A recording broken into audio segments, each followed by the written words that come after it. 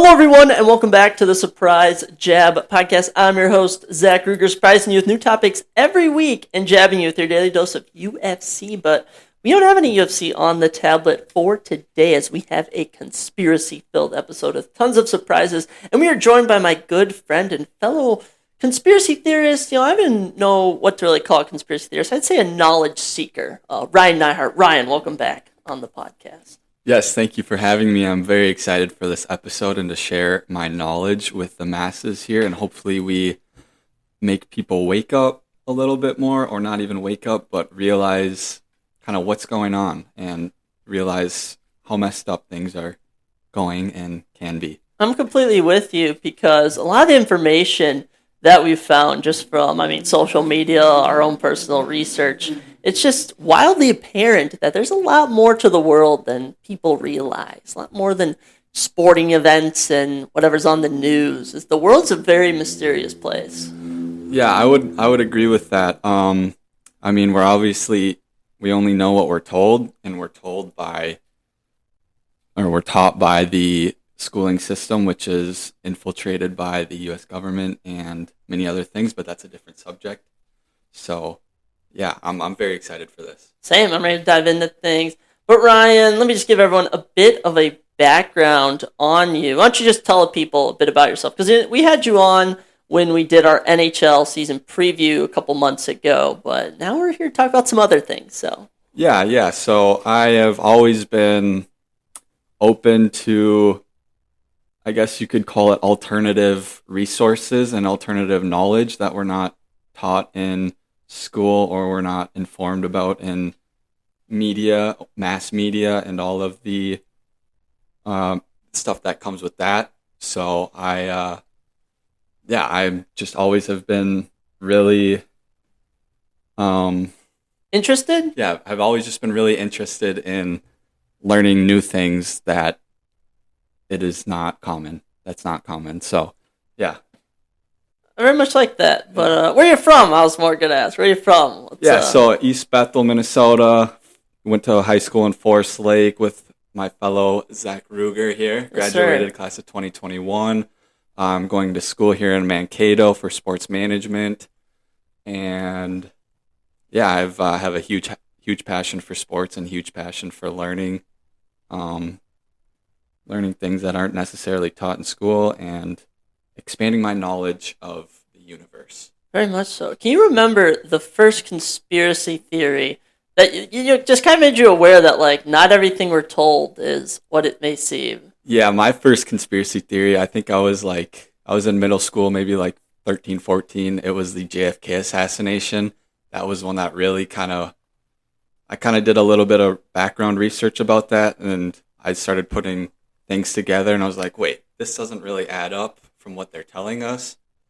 And then that kind of sparked my interest in diving deep into subjects that are questionable. Mm-hmm. Man, I'll tell you, we do need to we're not going to be talking about JFK as much, or maybe not all, on today's episode. But that entire whole scenario with that is also another big one, which I think woke a lot of people up. I just want to note that yesterday, the last rally that Trump had before his inauguration today, he said he's going to release all the JFK assassination files along with MLK assassination files. So I'm very excited to see where that takes us. I'm hoping they do that, because I swore, 2016, 2020, he was trying to release those as well, and he never got around to releasing them. Yeah, that might have been just him setting it up for the future.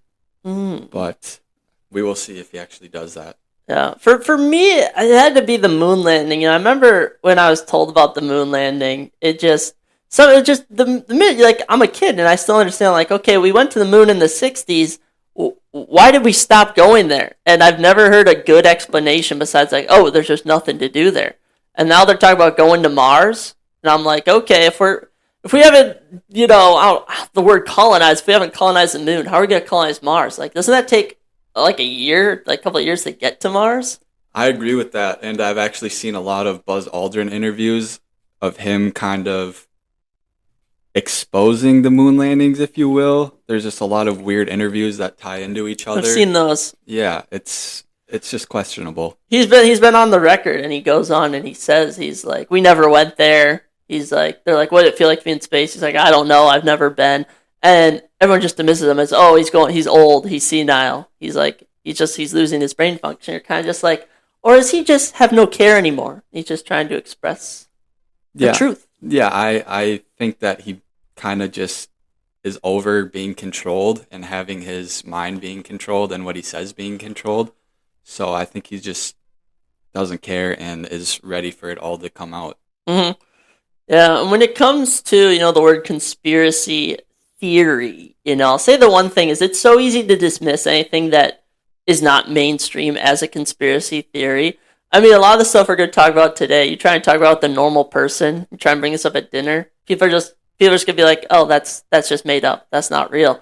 But wasn't the word conspiracy theory coined by the CIA? Yes, post JFK assassination, the CIA coined the term conspiracy theory, like you said, to kind of make people that are questioning the assassination seem a little bit crazy up top. But I think nowadays, with all the secondary media sites like TikTok, maybe Instagram Reels, or whatever else, it's exposing a lot of the things that people just don't like to bring up. Mm-hmm. I'll say another tough thing is there's so many actual bad conspiracy theories out there that discredit ones that could expose the truth. I know there's this guy named Billy Carson. I know I've watched videos of him. He's gone on Joe Rogan, the Sean Ryan show, and he got in a debate with a biblical scholar and pretty much had a lot of his historical points that he makes get disproven. So it really makes you think when you're looking at this stuff, don't take everything you see at first value. Because, especially with TikTok and Instagram, you're going to see a lot of AI generated, made up stuff. Like I always see this one thing, it's this underground civilization created by the Vanderlei family. I see it all the time. And I was always like, oh, is this real? And then finally it's labeled AI generated content. Yeah, you definitely have to do your own research about things that you're interested in so you can kind of prove to yourself that it's real and prove to others that it's real. And you obviously have to have proof of these things. Otherwise, people are going to be like, what are you talking about? Like, you're crazy.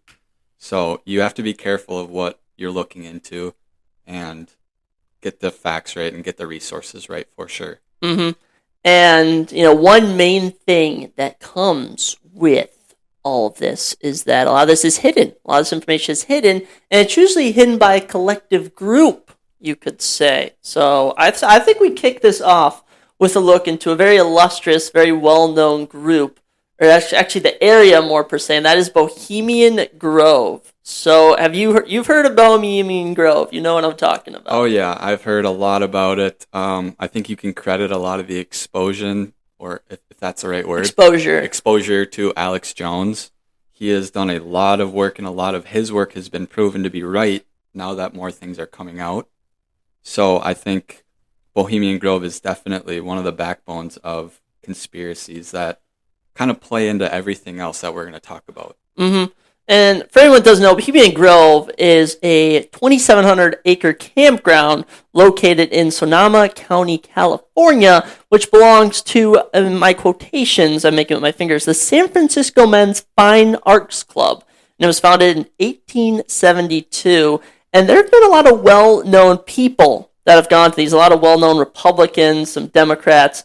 I mean, here's just a list of a couple people who've been to these meetings. Ronald Reagan, Richard Nixon, George H.W. Bush and his son George W. Bush, Dwight Eisenhower, Arnold Schwarzenegger, Dick Cheney, a lot of other political and business leaders. I mean, there are so many rich and powerful people that go to this thing, and it's pretty much just dismissed as a meeting of the minds. Like you mentioned, Alex Jones, who a lot of people say, like, oh, this guy's crazy, he was able to capture live footage inside there, and he showed some very weird sacrifices and worshiping an owl god. It was very weird. Yes, I agree. It is very weird, and that owl god is the god of child sacrifice. Yeah, Moloch. Moloch, the god of child sacrifice, and I think I don't know exactly what culture he's the god of child sacrifice in, but it is just it's very weird.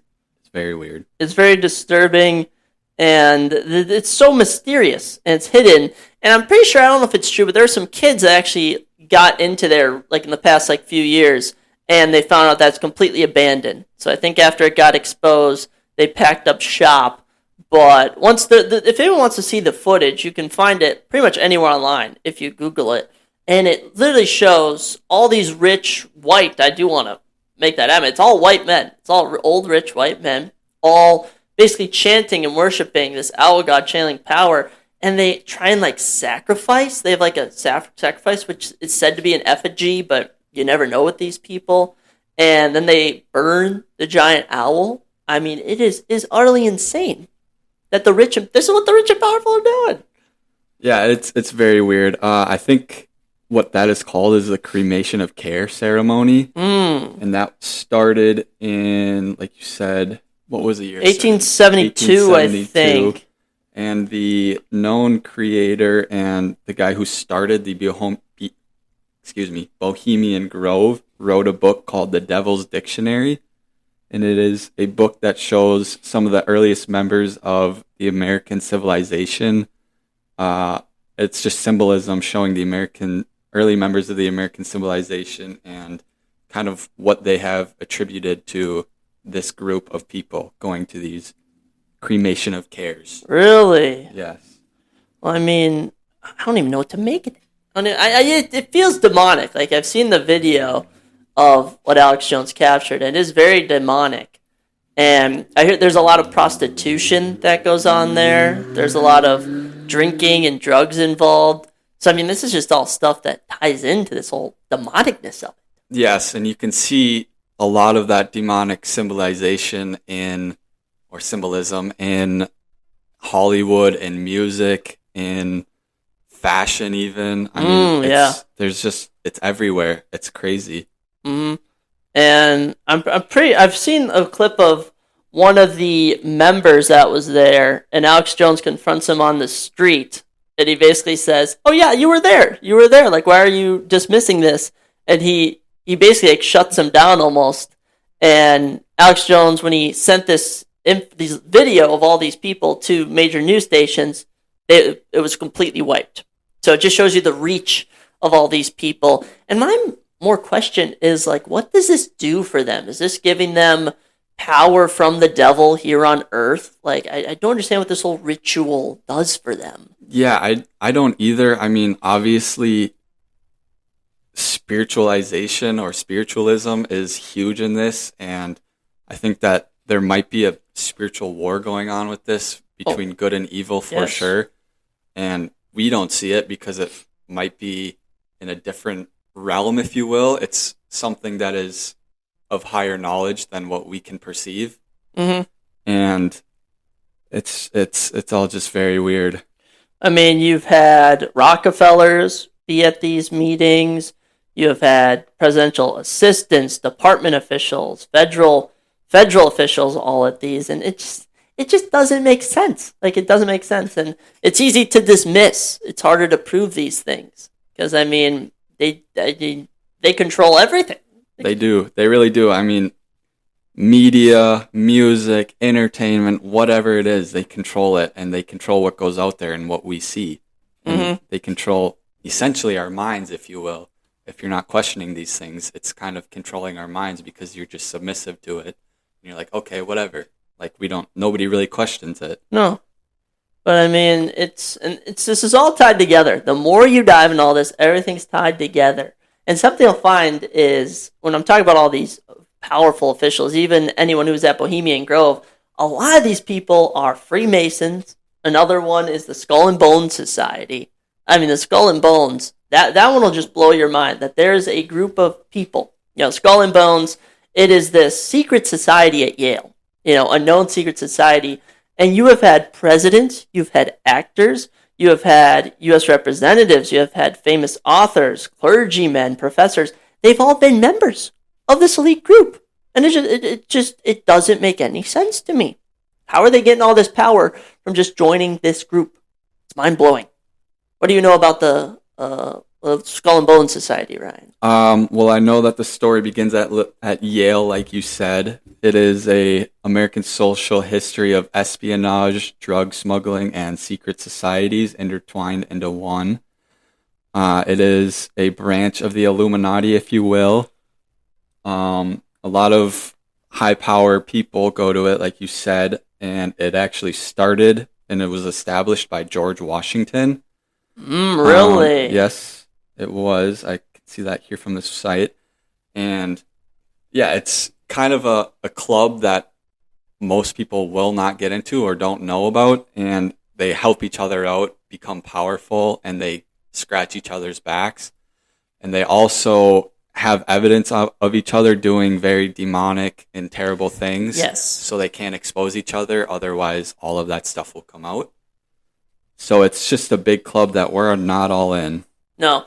And the entire, when people bring up Jeffrey Epstein and how he was blackmailing people, that is how all these rich people are able to keep this a big secret. And that's how they're able to keep other people a secret. Like anyone who finds out, they'll either kill them or they'll trap them with something very provocative. Which more often than not is, gay sex with underage people, provocative pictures of them. Because, sex is probably the easiest thing you can use to blackmail someone, especially if you get them all drugged up and they're wasted, and you can get them to do all sorts of awful things. Yeah, for sure. It all revolves around sex, because I think that might be, it might revolve around sex because it takes a little bit of your life energy, maybe your soul energy out of you, and it kind of just, it definitely negatively affects you. Mm-hmm. And it keeps you underground, if you will. Like, it doesn't let you evolve or kind of grow your consciousness because it's just sucking this life force out of you. No, and this is going to sound, for some people a bit like out of pocket, they'd say, but when you talk about post-nut syndrome, that's really just you coming back to reality. Because when you're in that moment, if you want to call it horniness, you're not really yourself. Especially your mind. Like when people are watching porn, because porn isn't real sex on any landscape, and it really taps into, I don't want to misquote anything, but I think it's your chakra or something. It's something in your brain. I think it's the pineal gland. The pineal gland, that's what it is. Yeah, that.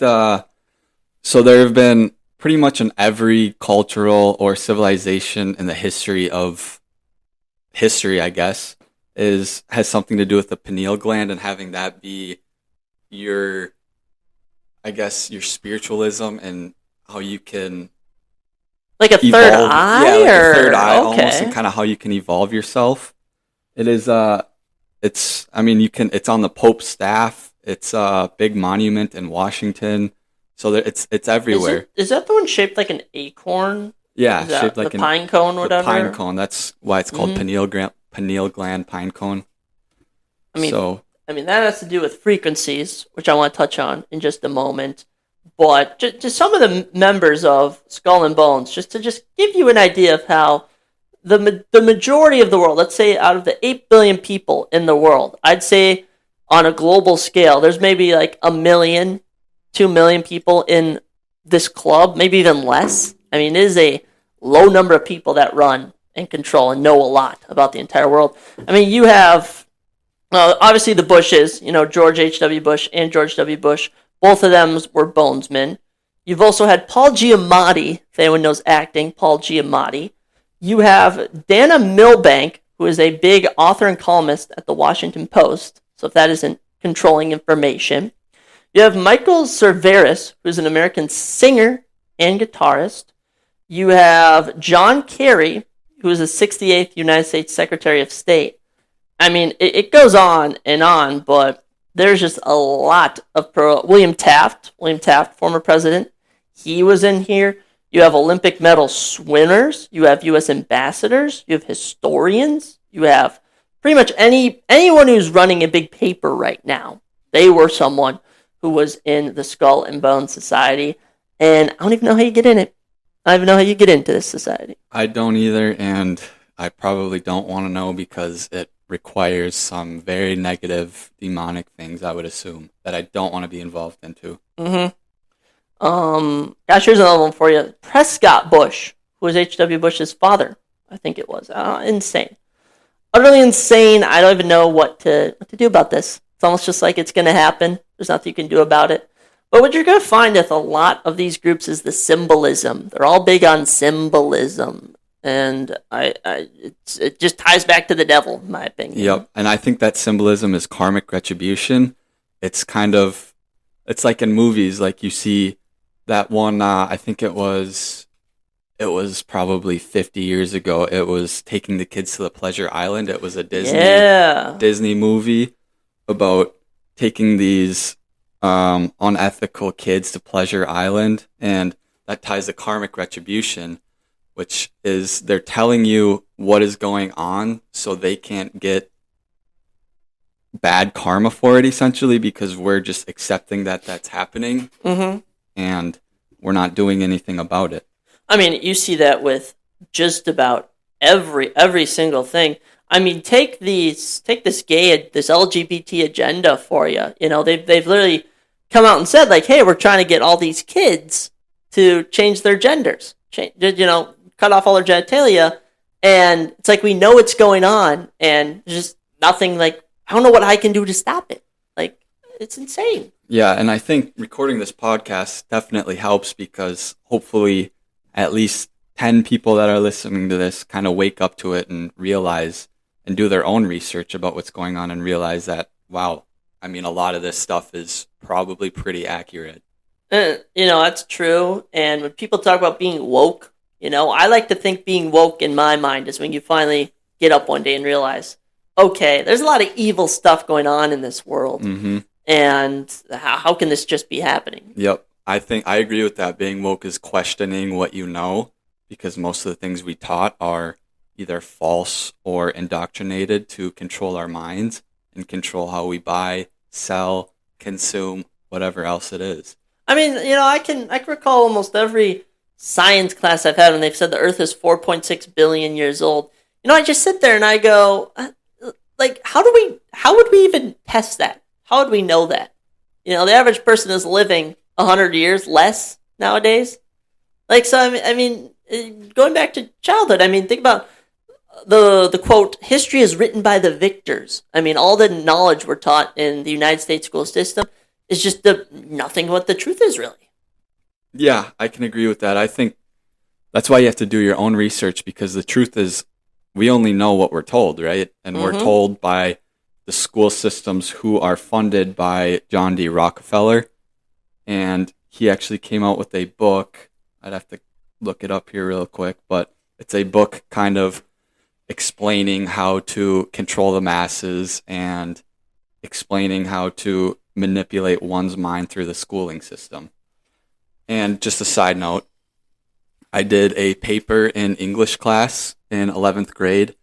It was, I don't remember the subject, but I wrote about how none of the teachers are millionaires, and they're trying to teach us how to become millionaires, and I failed that because the teacher did not like me going against. Did like being humiliated, probably. Yeah, exactly. He didn't like me going against his teachings, and so if you just, these teachers are mostly all in it too. I mean, they're all indoctrinated. Like, how can you have somebody who has never made $1 million try to teach you how to make $1 million?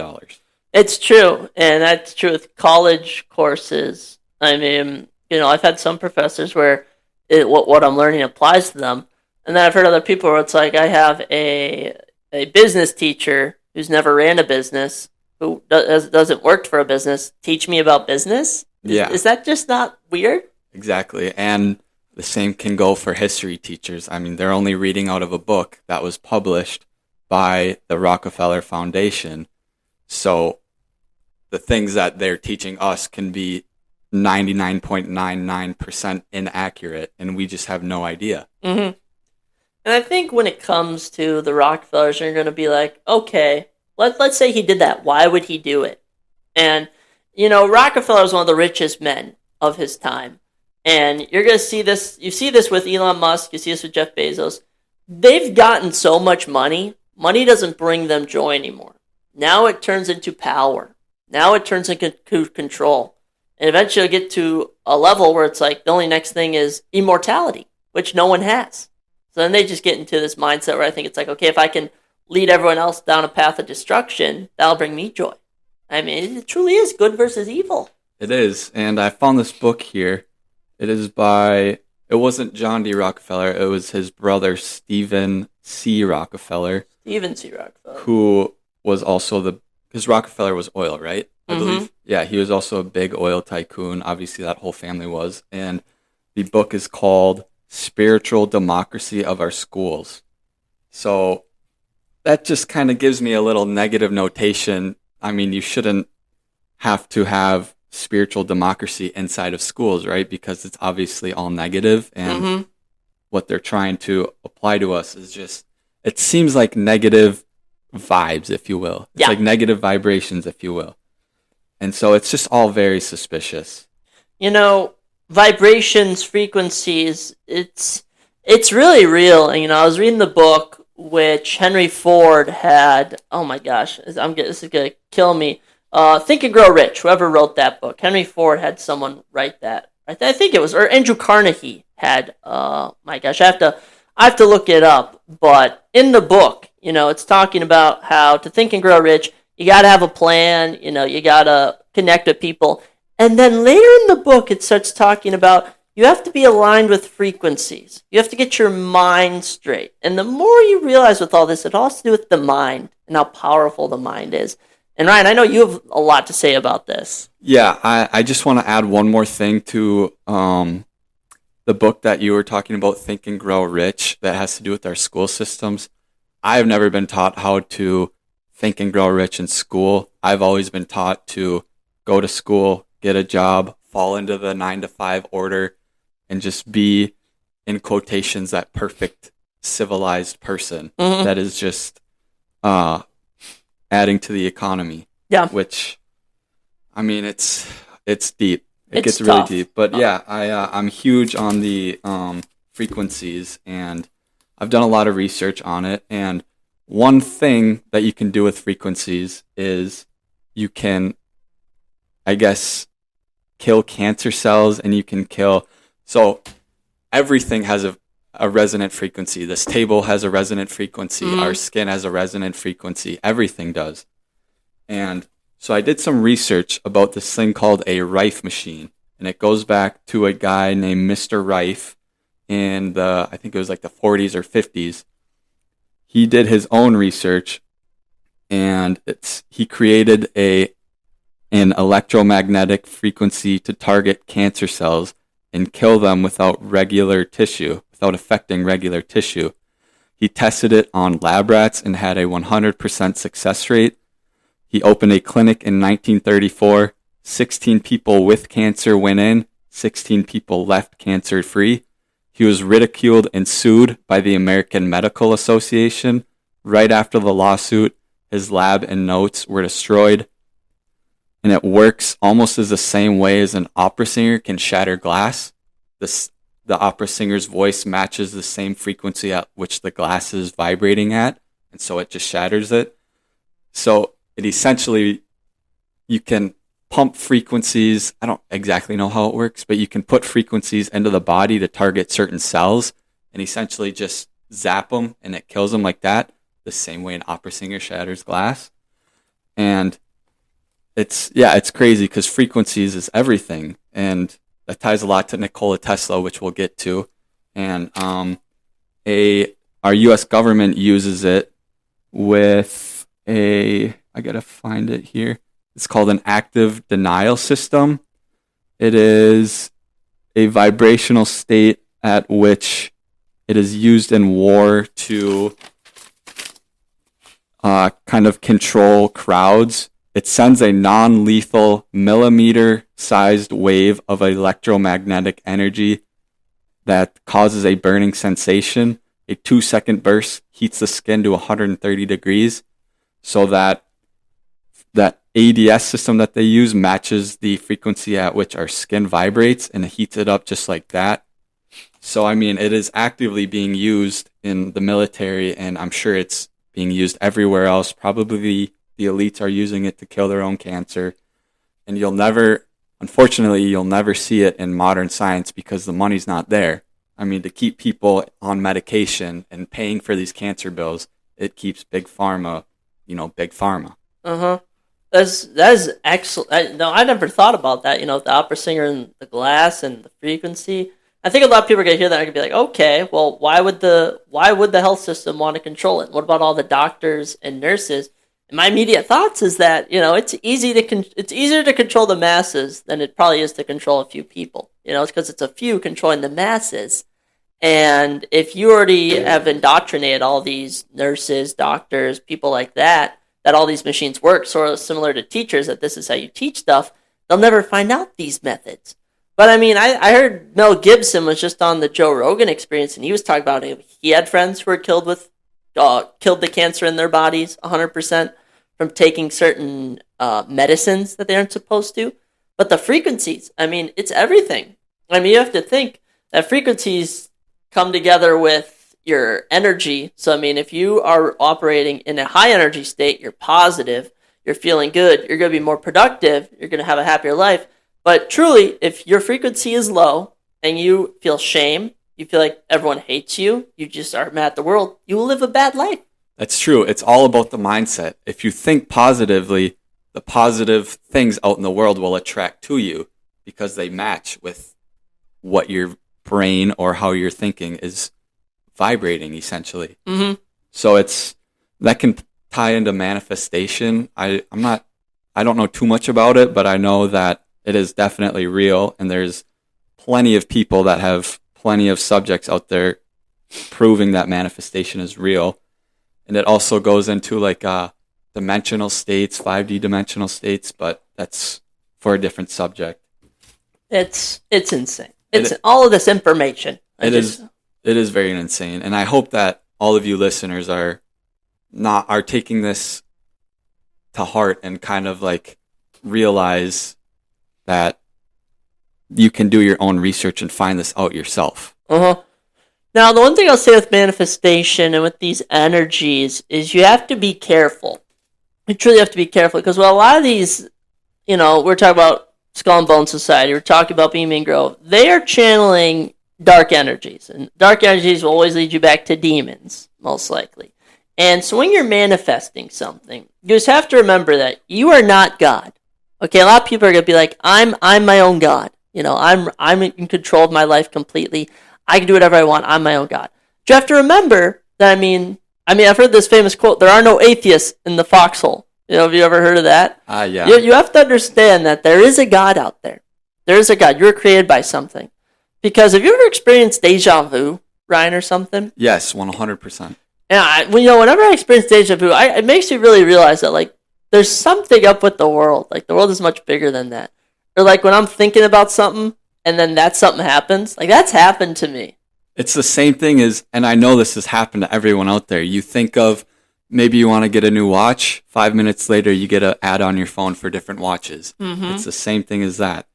And our iPhones or whatever phone you have actually operate on electromagnetic frequencies, and you can go in your settings on the iPhone and see the output of frequency that it's giving out, I guess, if you will.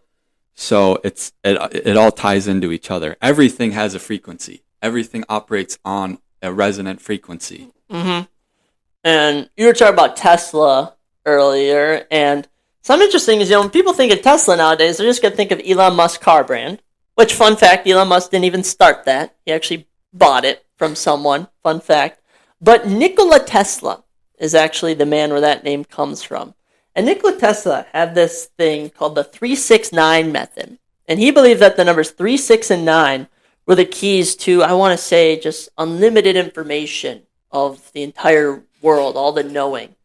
And from what I've found out is that 3 basically symbolizes like a direct link to the universe. So through the number 3, you can have a direct link to the universe. 6 is strengthen ourselves. And I do want to point out that in the Bible, 666 is the number of the Antichrist, of false prophets. So I always found that interesting. Like, okay, he thinks that this number is that. This is also in the Bible. And then 9 has to do with releasing negative energy. And he also had this theory that if you repeat your affirmations about what you want in life 3 times in the morning, 6 times at night, 9 times in the evening, it'll come true, or even doing 3 positive affirmations 6 times a day over 9 days, yourself will come true. And like I think those are like the only 3 numbers out of the 1 through 9 and 0 that when you double them, times them, or something, they all come back to each other. Does that sound familiar, Ryan? Yeah, that definitely sounds familiar. And I think that has to play. You were talking about doing the 3-6-9 method for affirmations. I think that plays in with because our brain is made up of 2 things, subconscious and consciousness. And if, like, let's say you see something on the street and you immediately think something negative about it, that's your subconscious mind speaking. And that's your subconscious is basically a negative portrayal of life. And if you go into anything with that, negative things are going to attract to you because that's what your subconscious mind is operating at. And that is a thing that plays into manifestation, is that if you do those affirmations, then you're consciously thinking about it, but your subconscious has it locked into that mind, and that it'll attract all of the positive things that you want in life. Mm-hmm. And the subconscious mind, I think that's the real battle. Subconscious mind, that's to do with your spirituality, your soul, because your conscious mind, it's what you can think of on your own. Your subconscious mind, it's literally like a part of your brain inside your head right now as you're listening to this, as we are speaking right now, that is having its own thoughts, that has been programmed, right, through your whole life. I think that's another thing when we talk about the school system. They've programmed you, and you really have to break out of that. Now, I'm not saying anyone that's been working their whole lives and has been, working that 9 to 5. I hate to use the word that they're like caught in like a trap or something, but more often than not, I see this more and more, is that most people, I'd say well over 70%, aren't happy to get up Monday through Friday and go to work all day and then come home. And I think that that's something they've programmed into our subconscious minds, probably through the schooling system. Yeah, 100%. I agree with that. And you can see the programming also in Hollywood. There's many different Hollywood music, whatever it is, whatever they control, they're going to try to program it to kind of link into your mind. There's many different YouTube videos that'll just flash a little demonic symbolism, and that maybe your conscious mind picks it up for a second, and then you're just like, okay, whatever. But that sticks into your subconscious mind, and that negativity sticks with you, even though you don't know it. Mm-hmm. I mean, I can think of so many songs, music videos that can reference that. And I think when I found out that music is controlled, it really awakens you. And it sucks because, I like rock, I like metal, I like Metallica. But then I'm listening to these lyrics, the rap music, they got some hard bars, but it's all negativity. I mean, there is nothing positive about sleeping with tons of women, doing tons of drugs, killing people, and then they glorify it. And they have so many of these rappers on record saying, we're paid more to talk about this stuff. They're paid more to praise the devil than they are to praise God.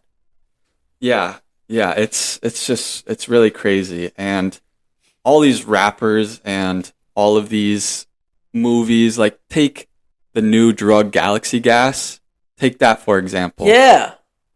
I really think that Galaxy Gas was put into the masses or put into some certain communities to kind of keep them negative and keep them down, keep them high, keep them submissive, because once they're on that Galaxy Gas, they're always chasing that high, and they're always chasing that negativity that also plays in to all the rap and all of the things that they talk about, including murder, sex, everything that you just named. It's mind-blowing. Like, I can't believe this stuff. And the movies, too. I mean, there's just so much imagery they'll sneak in there. And you can catch it now if you're watching. I mean, we were watching the game the other night, the football game, and there was some ad for this new show coming out. I think it's Severance Season 2. And can you remember they were showing something? We immediately saw, like, goat horns in it and something like Dark Entity. And, like, that's just not good. It's just evil. Yeah, it's very evil. It's all meant to connect with the subconscious mind, because like I said earlier, your conscious mind sees it for a second, and then maybe you're like, okay, that's weird. You never think about it again after that. But the subconscious mind thinks about it, and then that eventually implements into your conscious mind, which negatively affects you. So it's all just crazy. I know. I wish I could just go through. I wish I could find like some songs where they just say things out of nowhere. Like Lady Gaga is a massive one. You can find so many demonic lyrics in Lady Gaga songs. I mean, she has a popular song called Judas, and she literally says, "I'm in love with Judas, baby." Now, if anyone who's a Christian knows, Judas is the one who betrayed Jesus. Judas is the one who got Jesus killed. She also has songs where oh my gosh, I'm trying to think of it.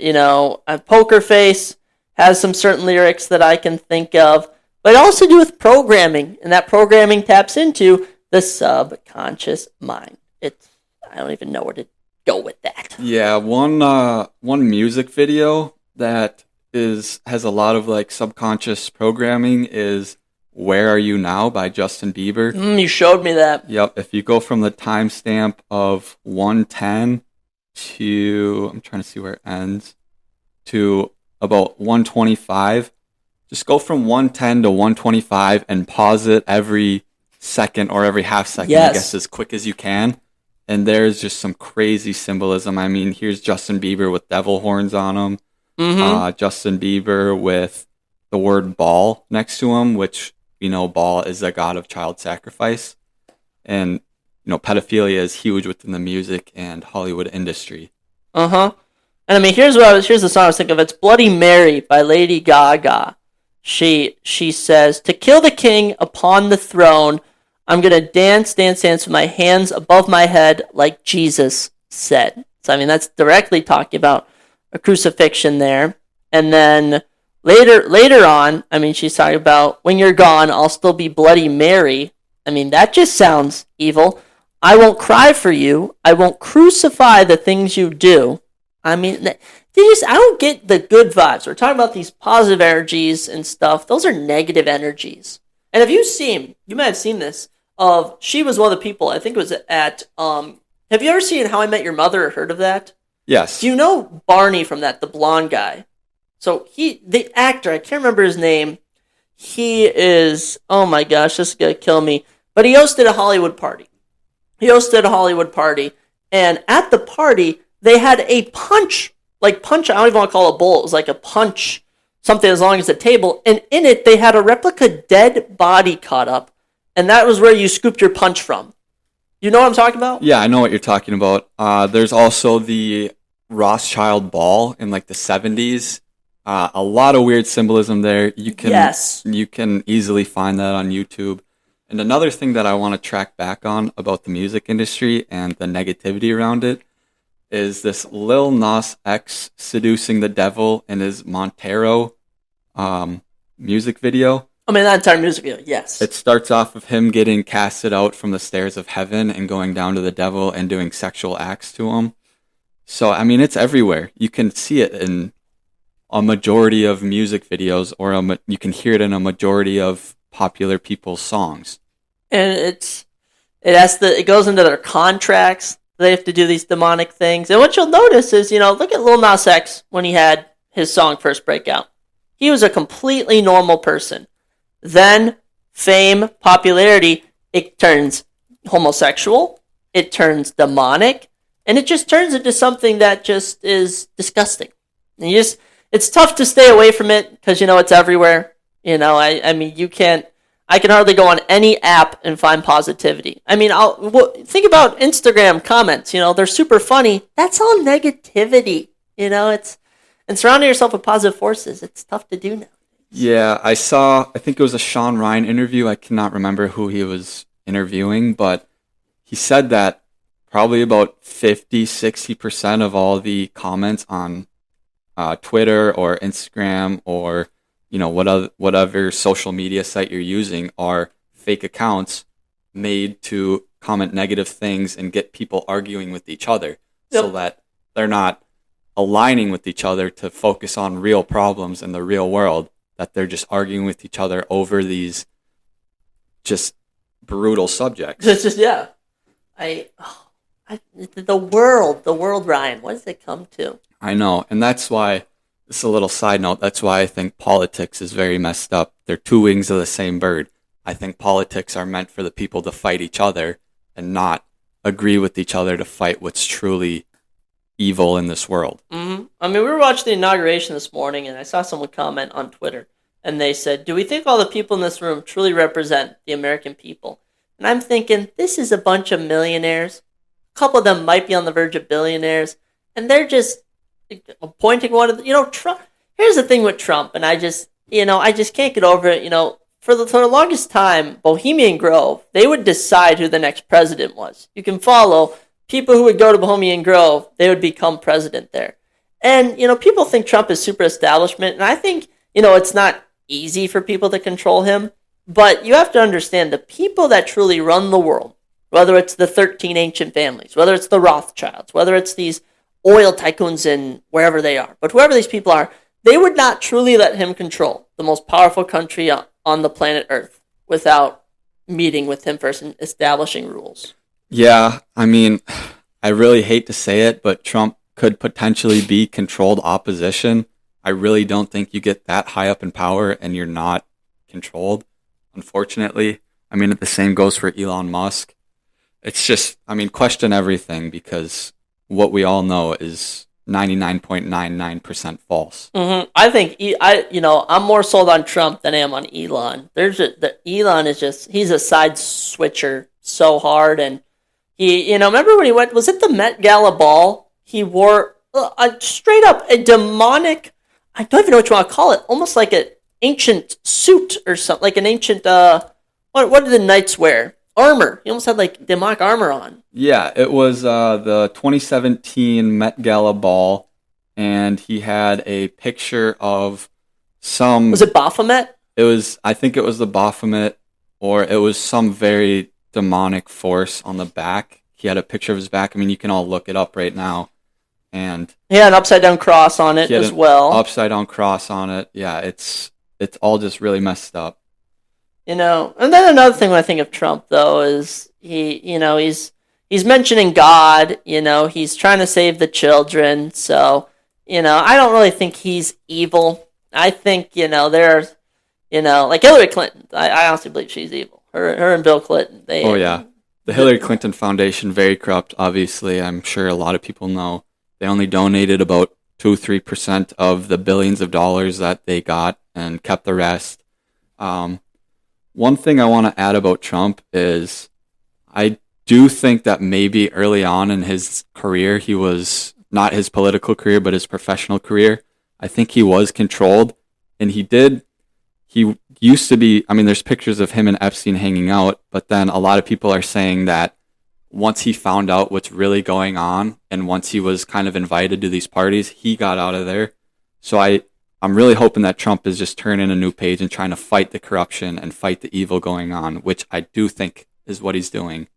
Because there's pictures of him and Epstein hanging out, but once he found out what's going on, he got out of there really quick. Yeah, I think I saw someone was on the Sean Ryan show talking about how, there's a lot of pictures of Epstein with people, and their thought process is Epstein was getting pictures with anyone he could, so then even if he was caught, people would think that he's with them. Exactly, yeah. And once all this Epstein stuff came out, people started resurfacing these images of Trump and Epstein and try to say that, oh, Trump's a terrible guy. He's friends with Epstein. He's all this and that. Yeah. But these pictures happened in the 90s. This was before Epstein was even famous, I guess, if you will. Known, I'd say. Yeah, known. This was before Epstein was known. So I agree with you saying that he was trying to infiltrate anyone and everyone he can.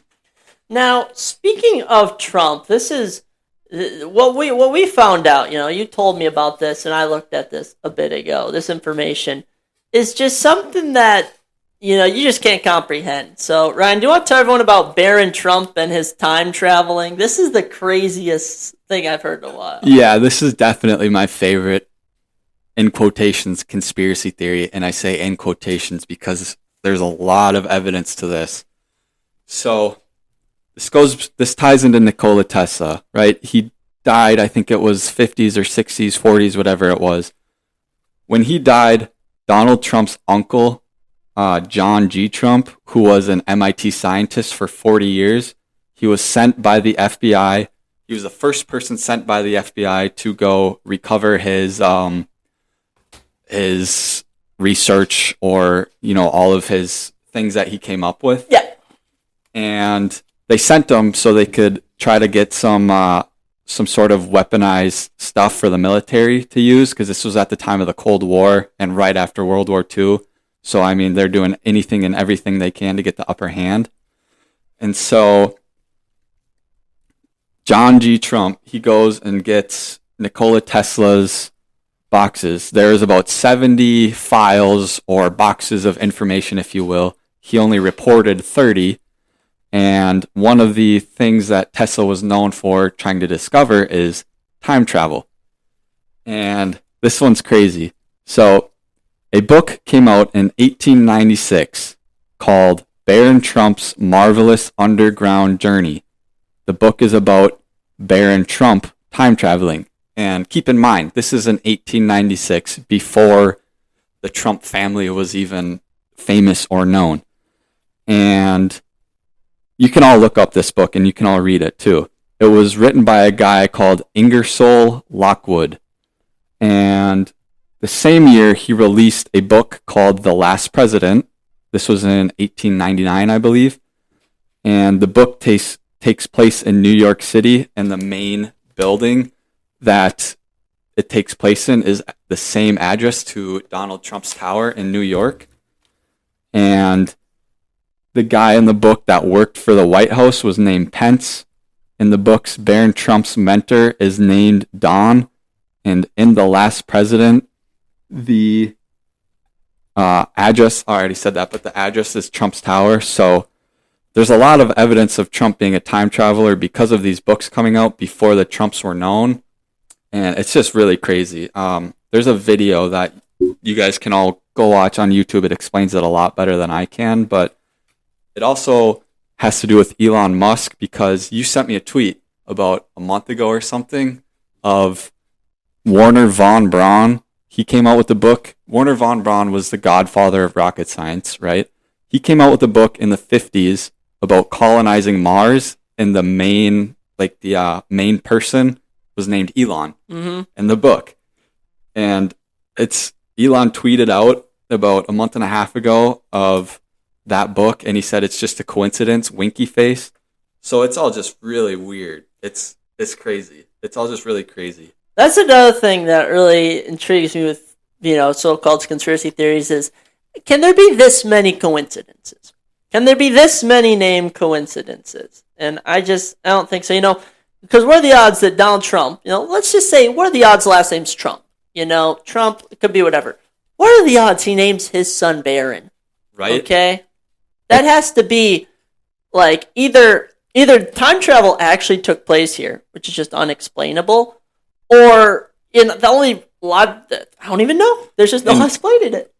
Another thing to add for this coincidence, and quotations, because I don't think it's a coincidence, is this was well before the Donald Trump Tower was established in New York. And the book, The Last President, takes place in New York at the address of the current Donald Trump Tower before it was a thing. So, I mean... So the address, that's another weird one. It's just crazy. And this Ingersoll Lockwood guy, the man who wrote it, you showed me, he has an official website. He's since passed. But he has a website. And if you go to this website, I don't know if you have the official name, Ryan. Yeah, it's just www.ingersoll.lockwood.com. And if you go on the home page and copy everything on the home page and paste it into a Word document, you can see about 5 or 10 hidden links that are hidden within these. There's a hidden link right here on a period, and you would have no idea unless you pasted it on like a Word document or notes or something, because the link shows up on there as a different color than the actual text. And it brings up Epstein files. It brings up that the Nazis potentially had UFO technology. And it's all really crazy.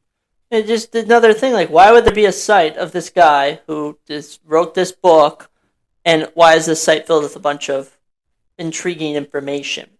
I mean, you can literally go on this. The first thing you're going to see when you go onto the homepage, the U.S. Space Force is hiring.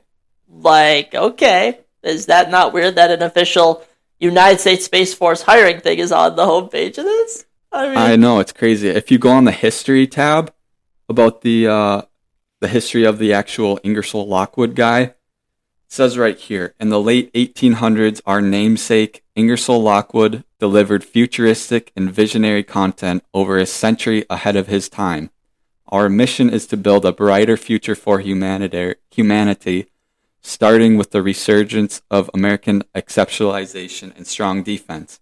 And then his namesake right here, Ingersoll Lockwood, time traveler, ? Mystery man, ? Futurist, ? Read his books, you decide. So, I mean, it's all, it's just all plays into each other. Yeah, and if you want to get in contact with this site, because they do something, I think they say they reinvest, they profit, they have a management team and stuff. You can go to the Washington, D.C. office officially. So how weird is that? This takes place in Washington, D.C.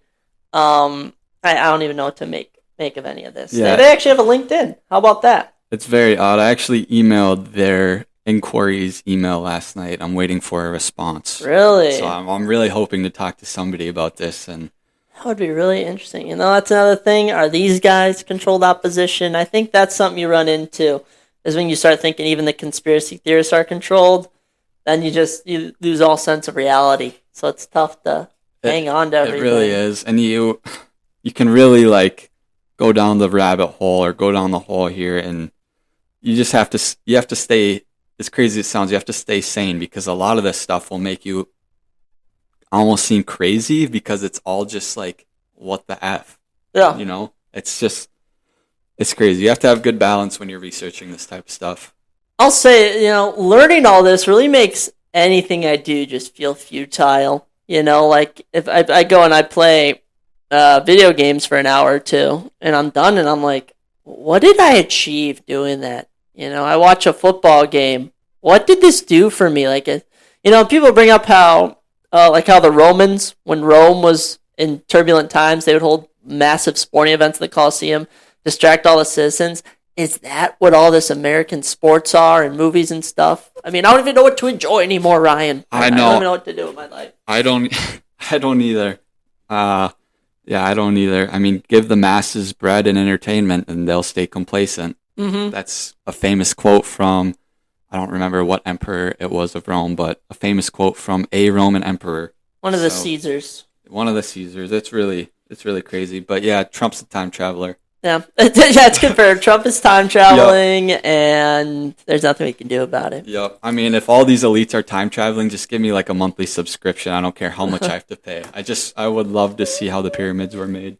Dude, that's what I'm saying. I mean, the pyramids, there's real no explanation for the pyramids. There isn't. There really isn't. There really isn't. And, I mean, we only know how old the pyramids are because of little organisms pulled out of the stone. Were dated back, I don't know, a couple thousand years ago. And that's the only way we know that they're that old, which those organisms could have died and gotten reborn or whatever. So and rocks too. So figuring out how old stuff is, it's so much more difficult than even, I can never date anything. I don't know, especially thousands of years past. It's insane. I would say most of our history is just speculation. Just nobody. I mean, this might sound crazy, but how do we know dinosaurs were real? I mean, we only have speculation, right? Now, here's something interesting which I thought about, is that look how far we have progressed in the last, I'll even go as far to say since 2000, the last 25 years now, with technology. Do you mean to tell me that from the dawn of civilization, let's say after death of Jesus, let's say the 2,000 years since then, that we have not progressed in any form, technologically with this stuff? Were the 1800s, 1700s, 1600s, 1500s, were they all just living in normal stone houses and stuff, or is there ancient technologies that they used and it was just destroyed in some cataclysmic event? I think it was ancient technologies used. I mean, I wouldn't be surprised if the iPhone could have the tech. I wouldn't be surprised if we had the technology to make the iPhone 100 years ago, but they just didn't decide to release that until, I don't know, 20 years ago, whenever it came out, just to kind of keep us slowly evolving, Mm-hmm. just so we don't essentially go past the limits of their control, if you will. Yeah. Well, when I think about like all this control, we've talked about like all the minds and stuff. It really makes me think of what is freedom, and it makes me think of like America. You're probably the most free in America. You can really do pretty much whatever you want within the law, if you will. But I think about like there was this Nelk video where they visited an uncontacted tribe, and I was thinking that tribe is probably more free than most Americans. They have their own island. They can do whatever they want. But then, there's some people where they have to report to someone. They have to do something every single day. They can't go someplace. So it makes you wonder, like, what is freedom anymore?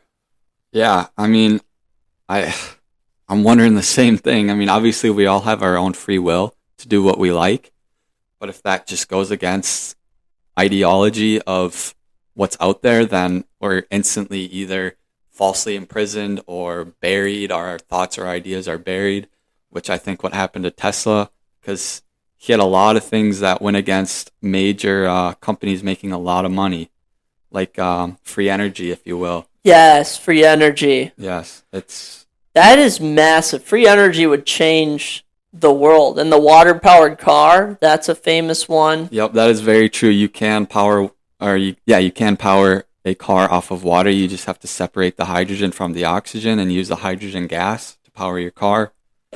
Yeah, That it's makes me think of, like, why don't you just do that? Well, it's because they make the cars not possible to do that. Whenever I change the oil with my dad, he always tells me, he's always like, why do they make this so difficult? And my immediate thought is, well, so then you have to go to a dealership to pay them to change your oil. So if you're trying to do this water, hydrogen separation or whatever it is, you're going to need a lot more tools than most people have. yeah, yep. It just keeps the oil companies rich, keeps us consuming and spending money on them. Uh-huh. But when we're talking about the presidents, all these people connected, if you will. This one is there's just some things you can explain, then there's just other things you can't explain. And this one is unexplainable to me, how apparently every president is connected through a bloodline. Is this true? Oh. Yeah, so let me find it in my notes here. So 13 years ago, a 12-year-old girl did a school project and connected 500,000 names of all the presidents and their parents and however far down the chain goes, and connected the lineage of every president but one, Martin Van Buren. I don't know why he's not connected or what that has to do with it. Martin Van Buren, okay. Connected all of the president's lineage to one king, King John of England, from 1199 to 1216. And King John of England is from the royal house of Plantagenet. I don't know how to properly enunciate I don't know it. what that is. But the folklore around the time, and you can all look this up. Look up all presidents are related to one king, and you'll find many sources of this. They're all related to one king, and the folklore about that house Plantagenet is that they're descendants from a demon.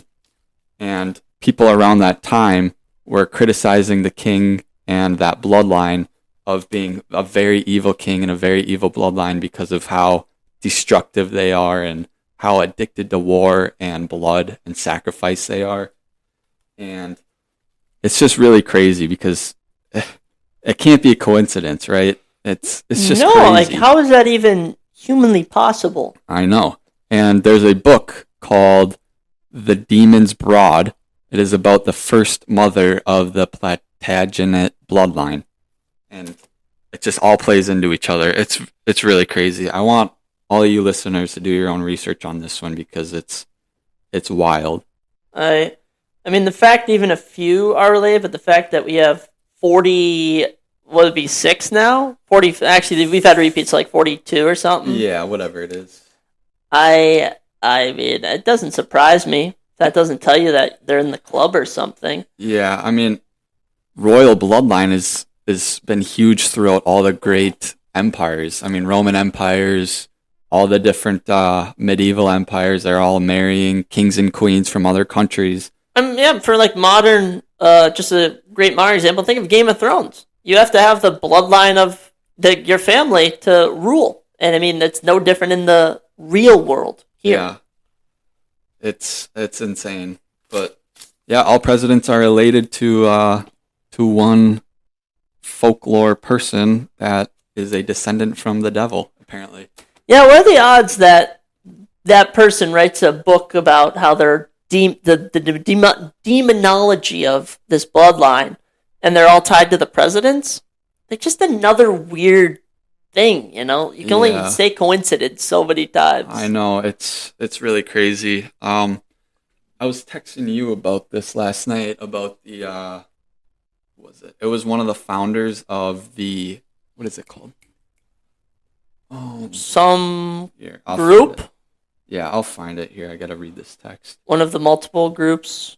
Because, I mean, you know, we haven't talked about Freemasons yet, but that's another thing I'm interested in. Yeah, me too. So I found this quote here. It is from Saint Bernard, one of the co-founders of the Knights Templar. The Knights Templar. He said, from the devil they sprang, and to the devil they shall go, about the Plantagenet bloodline, which is the bloodline of King John of England, which all but one presidents are related to. So if the co-founder of the Knights Templar is saying that, I think that's a big deal. Yeah. Knights Templar is another organization, another historic organization. Not organized. Actually, I guess they're organizations, but another group. They all just seem to tie together. Yeah, it's weird. And the Knights Templar got banned, or the Christian church got rid of them because they're suspected of practicing witchcraft and mysticism. Mm-hmm. So it all just ties into like demonization or negativity of things that we don't understand, I guess. Because I don't understand witchcraft. I don't understand mysticism and alchemy or whatever. That's just stuff not to be messed with. Yeah. It's really crazy. Another interesting point when I think about that is how a lot, and when I say a lot, I mean a ton of even semi-famous, very famous people are Jewish. And we were just looking at people and like, oh, they're Jewish. Oh, they're Jewish. And you're like, what is it with Jewish people and running the world? Like, Jews run the world. You've heard that plenty of times. What even is that? Yeah, I don't understand. And obviously, no hate towards the Jewish people. It just happens to be them being the ones that everything is linked to for some reason. One crazy one I found out, Haley Welch, Hawk Tuah girl, is 90% English, and 90% Jewish, and she blew up out of nowhere. So that could potentially be like a plant, an industry plant, to keep people's minds kind of focused on things that, I can't think of the word, focused on monetary value, or focus on negative thoughts of Hawk Tuah or whatever, or what that implies.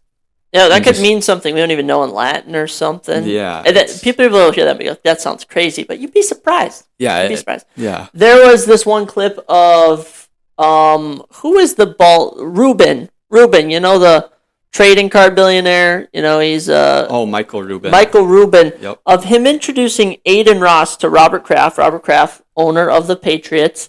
And Robert Kraft's kind of like, okay. And then Rubin's like, this is a nice Jewish kid here. And there you have Robert Kraft, Rubin, and now Aiden Ross, who are all Jewish. And he got like a nod from Robert Kraft after he said, hey, this is a young Jewish kid. Like, what? Yeah, I don't understand it. You know, the Rothschilds, they're all Jewish. Yeah, once you start doing your own research, you realize how connected everything is. I know, so it's almost like trying to tie it all together. My best explanation is that it just, you know, as a Bible-believing man, it would just have to come down to the God versus the devil. And people falsely believing that if you give your life to the devil on earth, you'll be good forever. But then what happens when you die? Yeah. Bad things. And some proof of this is actually how I was a believer, but I wasn't completely sold. But then I was after I found out the devil existed. Because obviously, if there's a devil, there's a God, and there's so much symbolism about the devil on this planet, on this earth. And if you don't believe, you should start believing because it's very real. People are selling their souls all the time. That's proof. There's proof of that. It's crazy. It's just very crazy. Once you realize it's everywhere, you'll notice it everywhere. Pretty much every song you'll listen to. I mean, just for a majority of songs, pop songs, rap songs, just listen for anything that references, anything biblical, whether that be God, whether that be Jesus or the devil. I mean, Yeet, for example, the amount of lyrics we were hearing with Yeet was just insane. He has these one bars where he's talking about like eating organs, selling his soul. He's like, the devil's talking to me. Yep. Yeah. Pretty much any modern rap that you listen to has a reference to the devil or a demon or something. And it's just crazy. If there's proof of the devil, there's proof of the God. That's all I have to say. Absolutely. I mean, here's just some other people that are all Jewish. Let me know if this is weird. Daniel Radcliffe, Harry Potter, Adam Sandler, Gal Gadot, Jake Gyllenhaal, Harrison Ford, Mila Kunis, Dustin Hoffman, Joseph Gordon-Levitt, Natalie Portman, Shia LaBeouf, Amy Winehouse, Bob Dylan, Andrew Garfield, Woody Allen, Jack Black. I mean, the list goes on. Ben Stiller. On IMDb, they have over 250 listed Jewish celebrities and cultural icons. Yeah. Is that not, like, okay? It's crazy. I don't know what to make of all of that either. Like, I want to know what it means, but I don't. And another thing is that they're not practicing Jews. Like, when you think of, like, Jewish people, you probably think if they're in the synagogue, they wear, like, the suits and the hats, the long hair.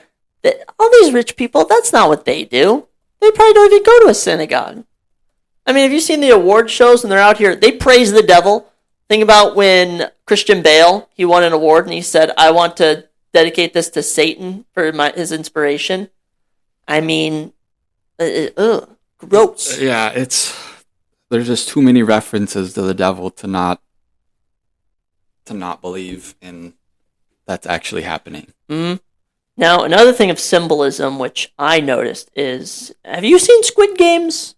Yes, I saw the first season. Second season, I have not. So, second season, pretty good. But the first season, basically, when we were talking about the Rothschild ball in the 1960s, 70s, in Squid Game Season 1, you see these elites watching the games, which is they're watching people fight for money to the death, and they're wearing animal masks, which look eerily similar to the masks worn at the Rothschild ball. They also have imagery in the Squid Games thing of a white and black checkered board with a Illuminati triangle over it, which the Freemasons frequently use, both of those. And they also have where the elites watch the games, almost like this Garden of Eden setting, and you have these naked women dressed up as snakes.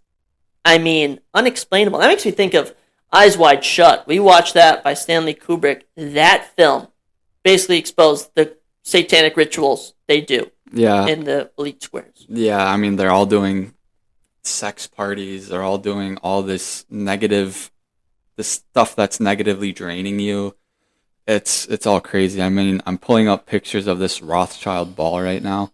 There's a lot more weird stuff than just animal masks at that. Yeah, there's a girl with devil horns right here. There's a girl with an actual gutted out deer head. It's a deer head with the antlers on, and she's wearing it, and she has two horns going out at each side. So, I don't know what to make of this. There is nothing to make of it. It's just... First off, the fact that we have these pictures, I consider them blessed that we were able to see this weirdness. Yes, I'm seeing the stuff you're looking at, like, why are they all dressed up in these weird outfits? It looks like the Hunger Games, almost. You know, the Hunger Games, when they have all the weird outfits. Yeah, that's what this looks like. All the elite people that aren't participating in the games are kind of calling the shots and wearing all these weird outfits. I mean, I don't know what they symbolize. Sometimes I see this and, maybe I am glad I live a pretty normal life sometimes. Like, are these people happy? Do these people smile? I feel like they just want greed and more money. It is outstanding. Yeah, I don't know. I don't. Maybe they're happy. They're complacent, so they're happy at the position they're in right now, but they're not necessarily thinking of the future and post life and what that entails. Mm-hmm. Well, there's a lot of negativity. I say we talk about something that may be returning, some cool things that Donald Trump maybe bring back, and that is world fairs. I've always wanted to go to a world fair. Have you heard some of the stuff that they've created or released at these world fairs? I have, yeah. It seems super cool, and there hasn't been a world fair since, I don't know, 1920 or something like that, at least 100 years like ago. A good world fair. I think they're having some ones going on some. Oh, they were. Well, like the nearest one I have is one in Osaka, Japan, in 1970, where they released IMAX movies. That was pretty cool. The Space Needle in Seattle, that was unveiled at a world fair. The Mustang, the Mustang, was unveiled at the 1964 New York World Fair. The X-Ray, revealed at the 1901 New York Fair. And Tesla, he had one at the Chicago World Fair? I'm not too sure. It might have been, but that was when he introduced the Wondercliff Tower, I believe it's what it's called. Wondercliff Tower. That's the free energy tower of harnessing. Really, and that was at a world fair. I am like 90% sure. 90% sure. But yeah, so take that with a grain of salt. But yeah, I would so go to one if we were able to get a world fair. I mean, that would be absolutely amazing. All the stuff they have there. Yeah, it seems super cool. I mean, it's stuff that I never would have thought I would have seen in my lifetime, honestly. No, I mean, I'm trying to pull up the. So this is coming from Wikipedia, Ryan, but there actually have been some they're called World Expos now, but there was one in Buenos Aires, Argentina, which was canceled in 2023. There's one planned for Japan, and there was one that did take place in Dubai in 2022. But all the famous ones where you hear stuff, that all happened back in the early 1900s, I believe.